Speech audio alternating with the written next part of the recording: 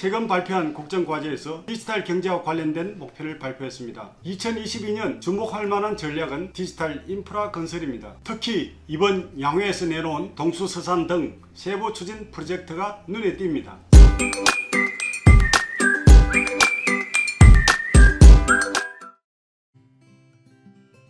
안녕하십니까, 이교육 중국 주식TV입니다. 지난 편 영상에서는 디지털 경제의 개념과 중국의 디지털 경제 발전 현황에 대해서 살펴보았습니다. 오늘은 중국 정부의 디지털 경제 지원 정책과 관련 수혜 산업에 대해 알아보겠습니다. 우리나라는 지금 디지털 경제를 핵심 국가 발전 전략으로 삼고 있습니다. 뉴딜 펀드 지원 정책에서 디지털 경제는 핵심 분야입니다. 최근 발표한 국정과제에서 2027년까지 세계 3위권 인공지능 국가, 데이터 산업 2배 이상 성장, 글로벌 메타버스 시장 점유율 5위권 도약, 세계 최고 수준의 디지털 기술력 확보 등 디지털 경제와 관련된 목표를 발표했습니다. 국가의 글로벌 영향력은 디지털 경제 수준에 달려있다고 해도 과언이 아닙니다. 중국 정부도 디지털 경제 관련 지원 정책을 적극적으로 추진하고 있습니다. 최근 중국의 디지털 경제는 1인당 GDP 증가에 따른 수요 측면 동력으로 인하여 크게 성장하여 현재 세계 2위 디지털 경제 대국이며 전세계 디지털 경제의 약 20%를 차지하고 있습니다. 하지만 디지털 경제의 기반 기술을 개발하는 디지털 산업 부분은 상대적으로 약하기 때문에 중국을 디지털 경제 강국이라고 말하기에는 이릅니다. 이에 중국 정부는 국가 차원에서 디지털 경제의 경쟁력을 확보하기 위해 노력하고 있습니다.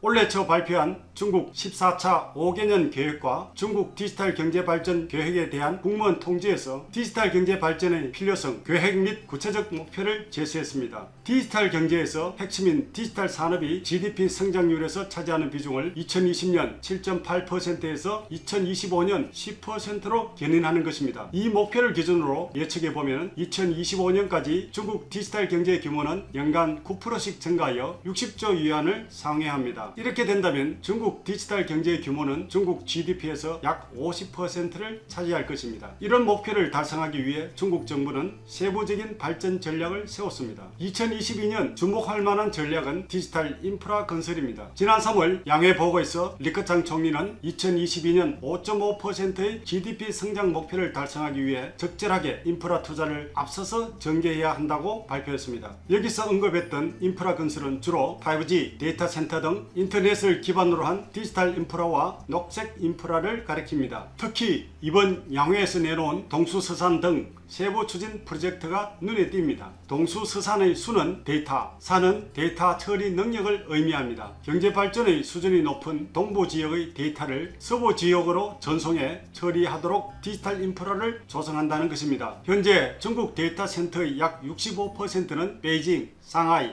광저우, 선전 등 일선 도시 중심으로 동부 지역에 편중되어 있습니다. 서부 지역 비중은 19%에 불과합니다. 올해 2월 중국 발괴를 비롯한 정부 당국은 징진지, 장지ang 삼각주, 웨이광호 등의 지역에 국가 컴퓨팅 허브 건설 계획을 발표했습니다. 10개의 국가급 데이터 센터 구축 계획과 합치면 동수서산 프로젝트에 연간 약 4천억 위안 규모의 투자가 예상됩니다. 최근 중국 정부 당국의 반독점 규제에 대한 강도가 점점 약해지고 있습니다. 2020년 11월 10일 중국 정부는 대형 플랫폼 기업을 대상으로 반독점 규제안을 발표했습니다. 그 이후 중국 정부는 플랫폼 산업에 대하여 관리 감독을 강화했습니다. 알리바바, 징동, 텐센트 등 대표적 플랫폼 기업이 다양한 형식의 제재를 받았습니다. 하지만 올해 들어 경제 하방 압력에 직면한 중국 경제를 안정시키고 성장하기 위해 플랫폼 경제와 디지털 경제를 살릴 수밖에 없습니다. 올해 양해 기자회견에서 반독점 규제 관련 질문에 대해 리커창 총리는 반독점 규제는 자본의 무질서한 확장을 방지하는 것이며 더 중요한 목적은 공정한 경쟁 환경을 형성하는 것이라고 강조했습니다. 4월 29일 개최된 중국 중앙정치국 회의에서 플랫폼 경제의 건강한 발전을 촉진하고 일반적인 감독을 실시하며 플랫폼 경제 발전을 규범적으로 지원하는 구체적 조치를 내놓아야 한다고 밝혔습니다. 앞으로 중국 인터넷 산업은 강한 감독 시대에서 벗어나 공정하고 건강하게 발전하는 길로 나아갈 것으로 기대됩니다. 중국 인터넷 기업에 대한 경영 리스크도 감소할 것으로 보입니다. 중국 디지털 경제 발전으로 인하여 다양한 산업에서 호기가 있습니다. 동수서산 프로젝트와 관련해서 데이터 센터 산업이 발전할 수 있습니다. 데이터 센터의 서버 제조 분야에서 중국 1위, 글로벌 2위 회사인 낭조정보를 지켜볼 필요가 있습니다. 낭조정보는 주로 클라우드 컴퓨팅 데이터 센터 핵심 제품, 솔루션 및 서비스를 제공하는 회사입니다. 동수서산 정책으로 인해 올해 중국 정부 당국은 데이터